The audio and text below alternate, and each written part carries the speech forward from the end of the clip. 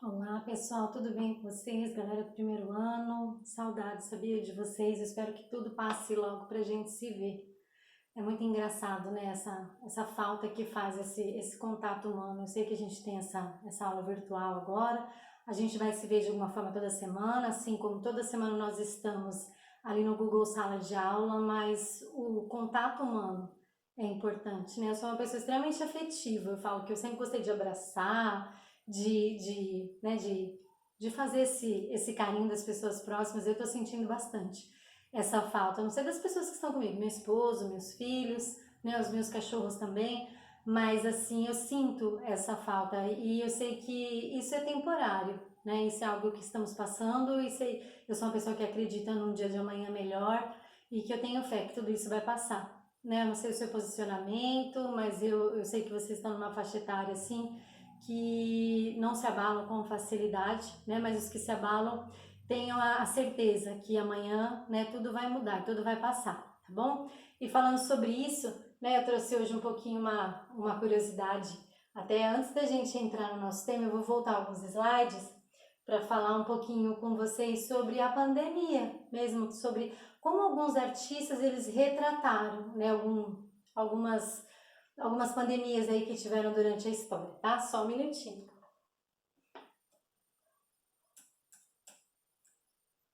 Então, assim, são algumas pandemias, assim como a Covid-19, elas não são novidades onde a saúde pública está em constante estado de alerta, né, em constante estado de atuação. E nas artes plásticas, assim, em especial na pintura, né, nesse caso eu trouxe algumas pinturas aqui no decorrer da história da arte e depois alguns memes, até para a gente olhar e para gente refletir, né, hoje, o que seria produzido, né, mas depois a gente volta a conversar. Então aqui, esse daqui foi uma pintura que foi feita, é uma obra bizantina, na verdade, que ele traz cidadãos de Torná enterrando os mortos durante a peste negra. Né? Então pessoas aglomeradas, pessoas assim, são caveiras e figuras humanas desesperançosas e que não apresentam nenhuma esperança, né, em dias melhores. Então estão enterrando, desculpa, né, vários mortos, deve ser alguns caixões, né, as pessoas assim, o semblante das pessoas, por mais que falta domínio técnico nessa pintura, né, que a gente vê os elementos da linguagem visual ali, você percebe a falta de domínio técnico por se tratar de uma pintura pela data dessa pintura, né, estamos falando ali do século XIV, antecede ali o Renascimento, que o Renascimento que dá um boom no domínio técnico, na perspectiva, na terceira dimensão na pintura, aqui perece um pouquinho, né? Mas na verdade a feição das pessoas está bem expressiva, lembrando que a arte é uma forma de comunicação e expressão, né? Então esse artista na verdade ele trouxe a peste negra, né, aqui para as pinturas e retratou realmente essa expressão de dor, de sofrimento, né? Aqui o simbolista Booklin, ele traz uma espécie de criatura alada sobrevoando uma cidade medieval, né? Sobrevoando toda essa e levando a morte sobre as pessoas, que também retratou a peste. Né? A peste negra também foi retratada aqui. Agora aqui eu acho que de todas as obras aqui que eu trouxe para vocês é a mais triste, porque na verdade o artista, o Egon Schiele, ele fez essa pintura, retratou a família dele, ele, a esposa, o filho, a filha, a esposa dele estava grávida de 6 meses, ele escreveu uma carta para a mãe dele, para Edith, contando, né, a querida mãe, Edith é a esposa, desculpa. Querida mãe Chile, Edith pegou a gripe espanhola, estava falando da esposa dele, há 8 dias. E está com pneumonia. Ela está grávida de 6 meses. A doença é muito grave, com risco de morte. Estou me preparando para o pior. Aí que vem, né? A esposa do artista, Edith, morreu 2 dias após o envio da carta. E ele morreu 4 dias após o envio dessa carta. Então, é uma história bem triste desse artista, que ele nos deixou essa pintura retratando todo esse sofrimento da gripe espanhola.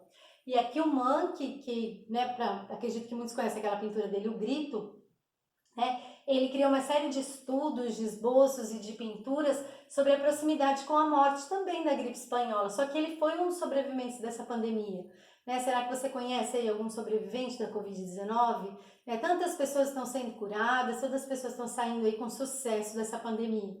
Né? Por mais que muitos tenham morrido, né, tudo vai passar. Né? Vamos pensar por esse lado, tá bom? O que você tem que fazer é se cuidar, cuidar de si, cuidar do próximo também. Não adianta a gente só pensar na gente. não é só olhar pro eu. Né? A gente tem que pensar no próximo, tem que pensar que pessoas não têm estrutura, pessoas estão aí passando fome, pessoas aí realmente estão doentes, né? A gente tem que ter esse olhar um pouquinho mais humano, né? Um pouquinho mais social, tá bom, queridos? Aqui o Man que trouxe um pouquinho para vocês. E aqui só pra gente descontrair um pouquinho, né? Não que seja um momento assim, é tenso, né? Mas assim, o que vem na rede aí, os memes, né? Que traz um pouquinho de todas as pinturas do Renascimento, aí nós estamos falando do século XV, século XVI, né? Eu falo que eu me identifico muito com esse meme aqui, ó. Gente, não se preocupe, eu tenho rinite, tá? Não é coronavírus. Eu sou uma pessoa extremamente alérgica, eu falo que eu espirro de manhã, de tarde, de noite. Entrou uma corrente um pouquinho mais fria, eu espirro. Um cheirinho diferente no ar, eu espirro. Então, assim, eu evito realmente sair de casa, mas quando eu saio tem que espirrar, as pessoas já olham meio torto, né? Então, mas é rinite. Aqui, né, na verdade, já está quebrando uma das regras do decreto, 1,5 m de distância já quebrou, né, na última ceia. Aqui, na verdade, Michelangelo, né, um fragmento da Capela Sistina aqui com a criação de Adão, Deus, na verdade, está colocando no Adão ali um pouquinho de álcool gel. E aqui também o fragmento da escultura de Davi de Michelangelo com a máscara, né, mas só para descontrair e entender que a arte é o quê? Uma forma de comunicação, uma forma de expressão, uma forma de extravasar, de repente, um acontecimento, sabendo que nesse momento tem muitos artistas por aí que eles realmente, na verdade, eles estão se expressando, eles estão demonstrando sua arte, assim como muitos artistas estão passando por necessidades, pois eles vivem da sua arte. Se eu não tenho onde me apresentar, se os museus estão fechados, lembrando que semana passada um Van Gogh foi roubado, né?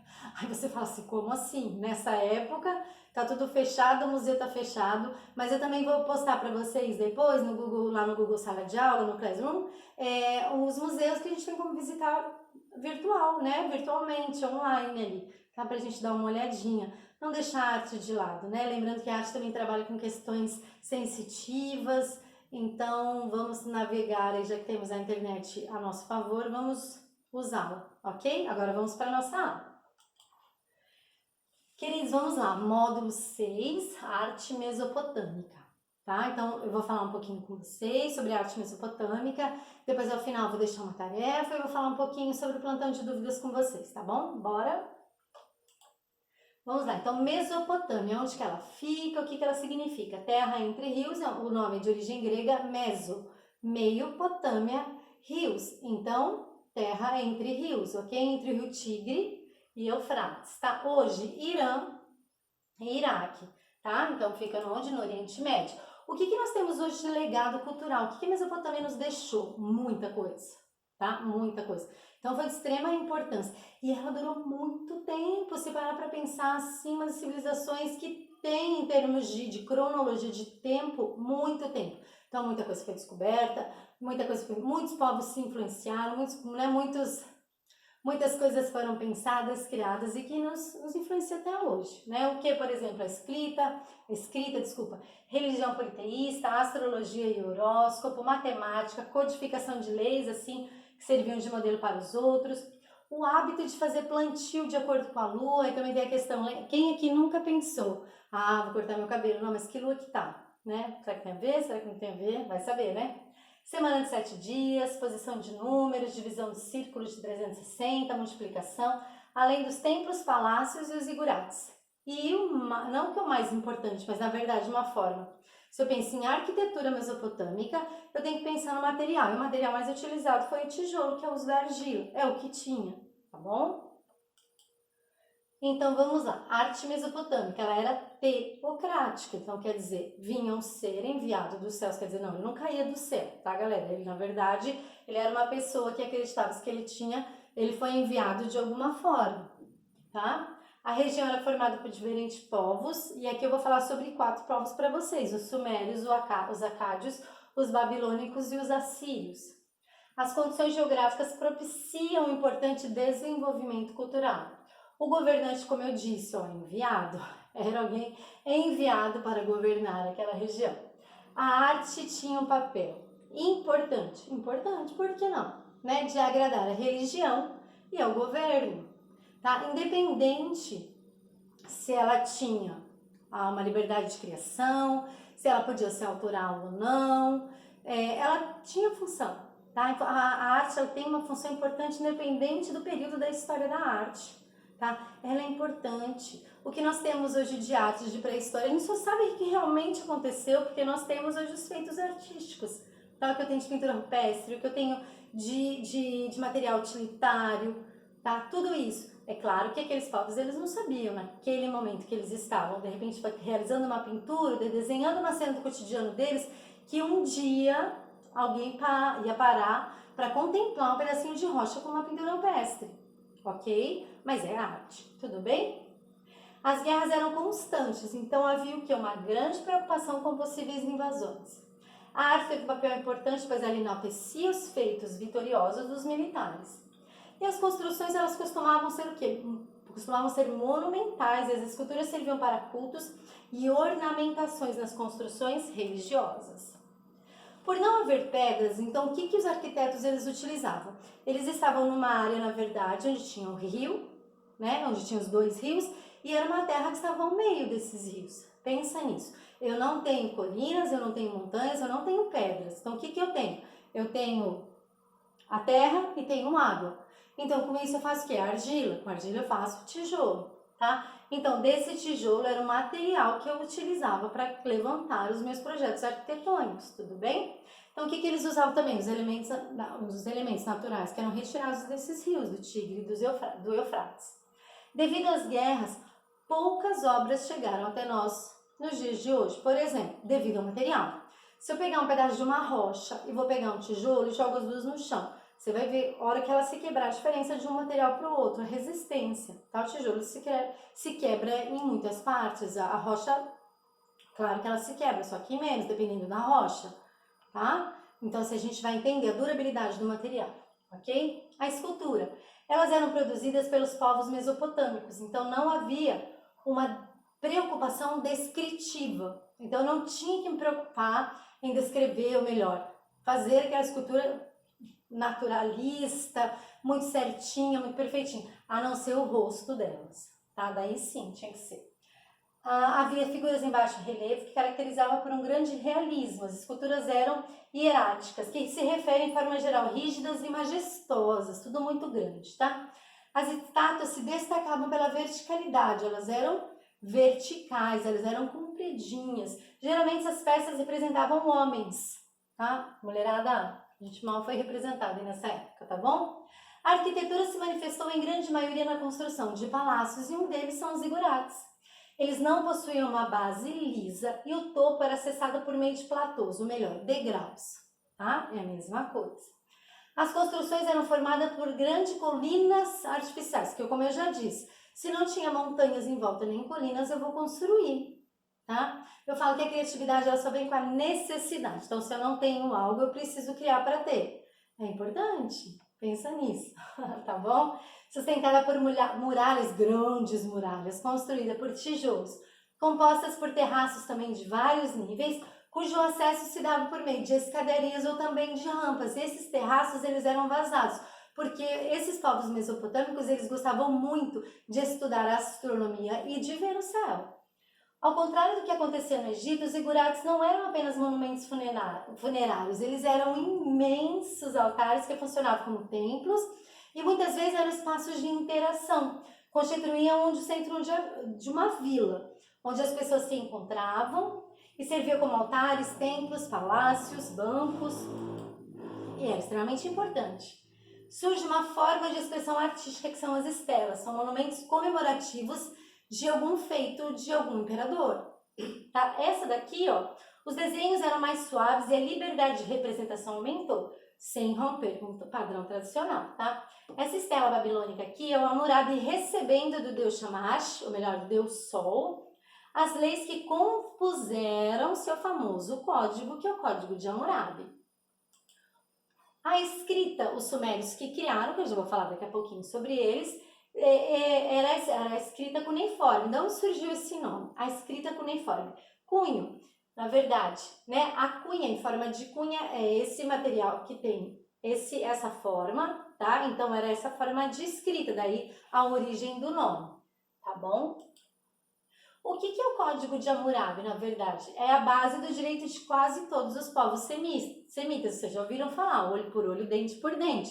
E uma dessas leis aqui, ó, se o médico tratar da ferida grave de outro homem com punção de bronze, se ele morrer, terá as mãos decepadas. Gente, tudo tira a mão. Tudo corta a mão, tudo tira a mão fora, ou morre, ou fura o olho, tira o olho. Então, quer dizer, não podia fazer nada de errado, era bem intenso. E ainda usava como exemplo, por exemplo, ó, se aquele ali bateu no pai, corta a mão dele fora. E se você fizer, vai acontecer a mesma coisa com você.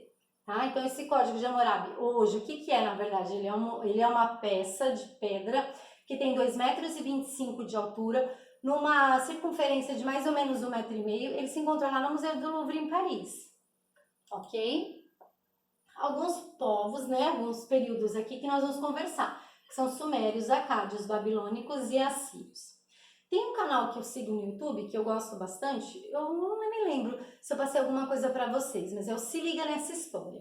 E ele fez uma brincadeira bem interessante quando eu assisti um pouquinho o vídeo dele sobre Mesopotâmia. Ele tem 4, tá, gente? Por isso que eu falo, a gente tenta compilar tudo em 20 minutinhos, 25 minutinhos. Ele faz isso em 4 vídeos. Olha eu fazendo propaganda, eu não ganho nada com isso. Mas ele fala pra gente assimilar esses povos da Mesopotâmia em ABS. Você vai lembrar, né? Sistema de, quem gosta de carro, sistema ABS de freio. Tá, mas freio tem a ver com roda. Eles criaram uma roda também, então é uma forma de você não esquecer. Tá? ABS, ó. Assírio, babilônico, sumério. O acádio, assírio, babilônico e sumério. Então, uma forma de assimilar o nome desses povos que habitaram a Mesopotâmia. Mas tem mais, tá? Eu trouxe só esses, porque o material de vocês, tá? Mas não tem problema. Não precisa decorar, não precisa... Assim, é interessante porque cada um teve a sua participação, tá? Senão a gente teria que ampliar muito. Mas, na verdade, um influencia o outro. Um acrescenta, o outro sofre influência. Ninguém rompe com nada, ok? Vamos lá.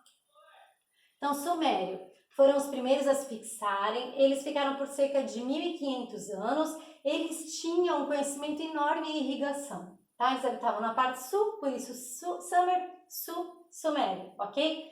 Eles conseguiam transformar grandes áreas secas em áreas férteis. Pensa, Ur estava entre as grandes cidades construídas pelos sumérios. Essa é uma cidade extremamente conhecida, tá? Eles souberam adaptar a utilização de tijolo de barro seco ao invés de pedras. A vida era regida por quê? Pela ida ao templo. Eles eram politeístas, assim como todos os povos que habitaram ali. As cidades eram grandes e com milhares de habitantes.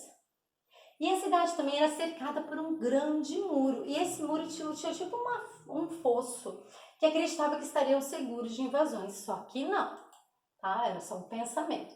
E foi encontrado, e hoje está lá em Londres, no Museu Britânico, esse material. O que é esse material? Gente, é enorme, na verdade, ele é bem grandão.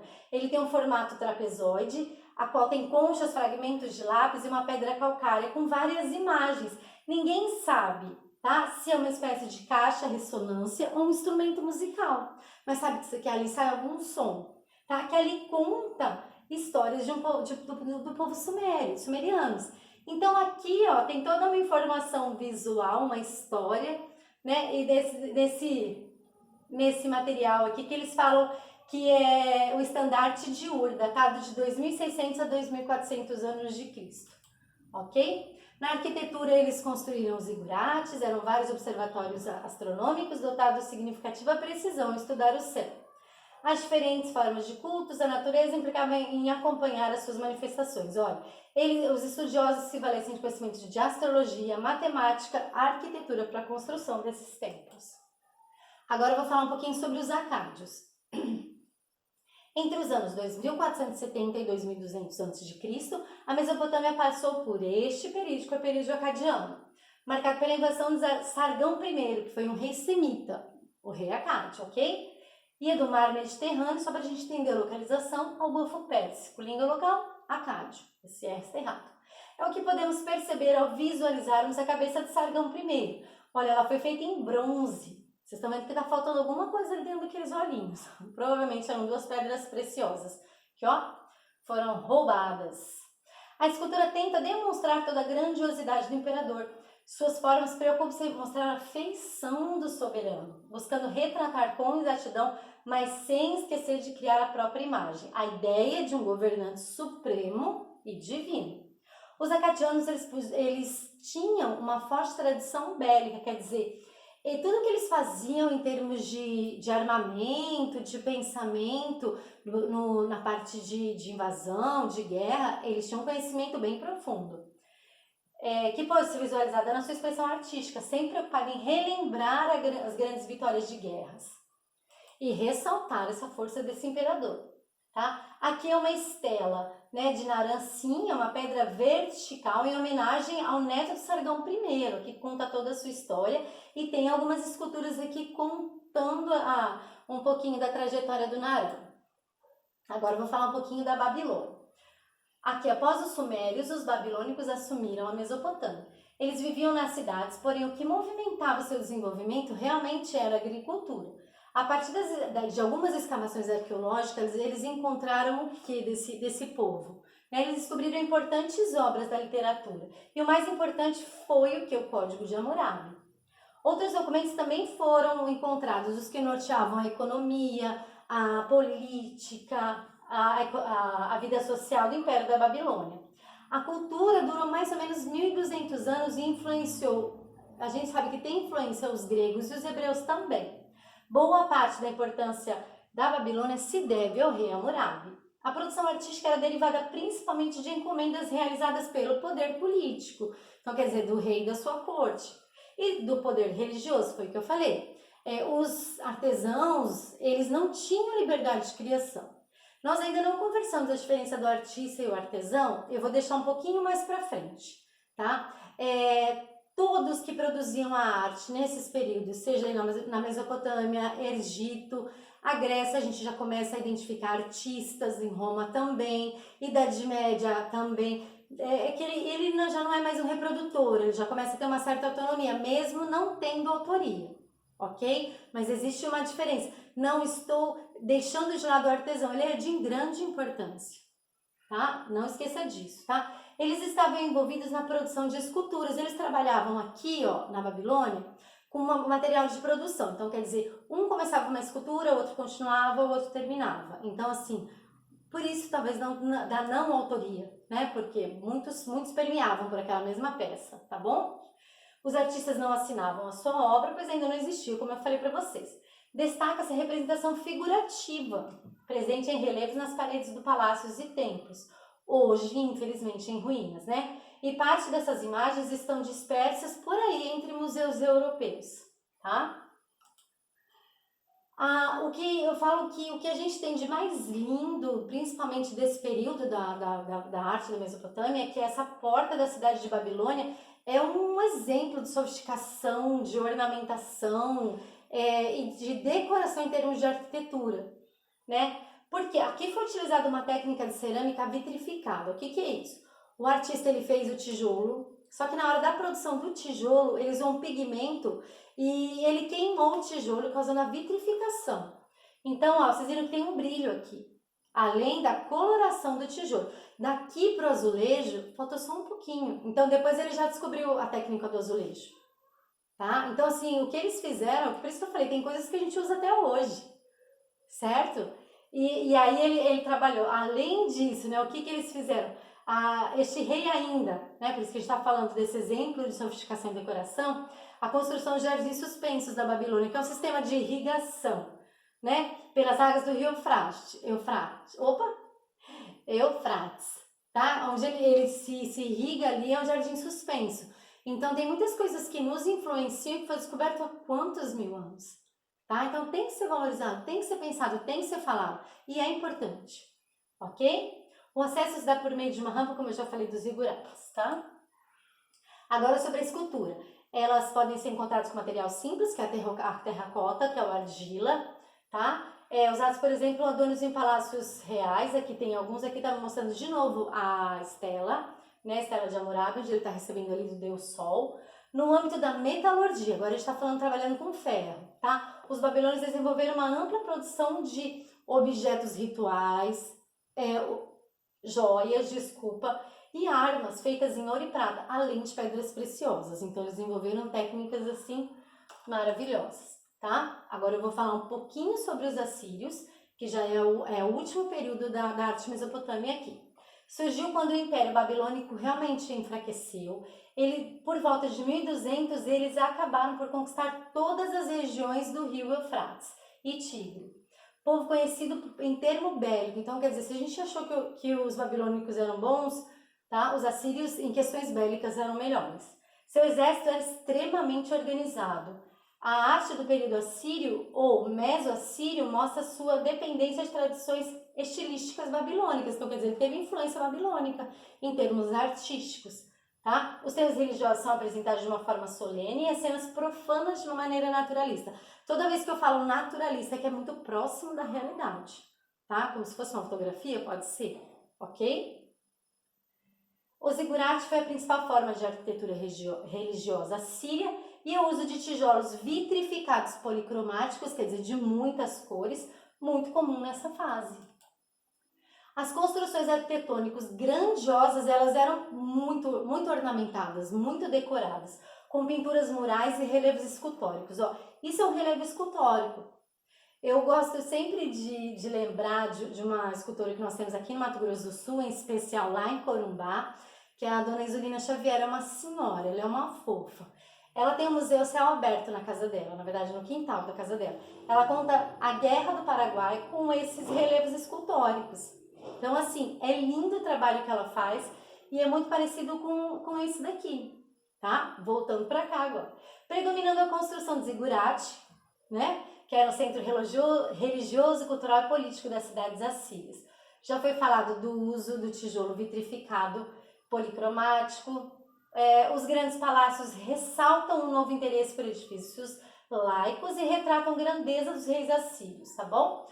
Os assírios foram um povo guerreiro e dedicaram sua arte a glorificar seus reis e o exército. O tipo de trabalho mais importante foram sequências de painéis de pedras esculpidas em baixo relevo, que representavam cenas militares e de caça. Então, os artistas, o que eles podiam retratar? Cenas militares, cenas de caça ou algo ligado à religião. Eles eram politeístas, então é preciso ligá-los a alguma coisa, ok? Agora nós vamos para a tarefa. Exercícios praticando, lembrando o módulo 6, página 46, exercício 1, 2 e 3. Apenas esses, ok? Mas vamos combinar assim, a aula vai para o ar quinta-feira pela manhã, quinta-feira à tarde, das 15 às 17, eu estou no Google Sala de Aula. Qualquer dúvida me chama por lá, ok? Ó, um beijo no coração e fiquem com Deus. E se precisar de qualquer coisa, me chama, tá bom? Beijo, tchau!